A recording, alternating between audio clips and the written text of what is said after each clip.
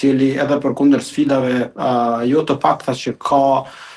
vis-a-vis këtij procesi, po vazhdon me ngritjen e aktakuzave, ndonë se pjesa dërmuese për gjykimin e mungesë, kjo për faktin se siç dihet, fqinjën verior nuk ka gatishmëri, nuk ka vullnet për të bashkëpunuar me organet tona të drejtësisë për të vendosur drejtësi edhe për çështje kaq humane siç është çështja e krimeve të luftës. Prandaj, këto vite të fundit kemi një intensifikim të përpjekjeve të organeve të zbatimit të ligjit me thekë të veçantë të prokurorisë speciale për të argumentuar çështjen dhe për ta adresuar këtë në gjykatën kompetente, përkatësisht në gjykatën themelore të Prishtinës, departamenti special i cili është përgjegjës për trajtimin e aktakuzave të prokurorisë speciale. Do të me pas parasysh faktin që gjykimin e mungesë është si një alternativë, si një mundësi,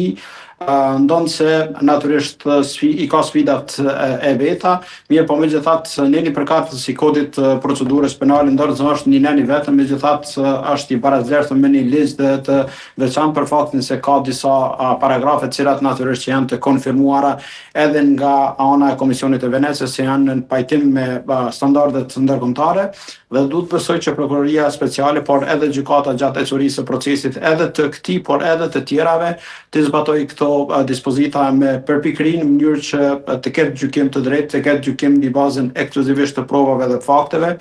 Dhe pavarësisht faktit që tashmë siç dihet ka kaluar një periudhë relativisht e gjatë dhe në këtë drejtim natyrisht është sfidë në vete çështja e argumentimit të këtyre çështjeve, mirë po megjithatë është e inkurajuese edhe përfitoj nga rasti që t'ju bëj apel, t'ju bëj ftesë qytetarëve e me thekë veçantë atyre të cilët kanë qenë viktima të proceseve të tilla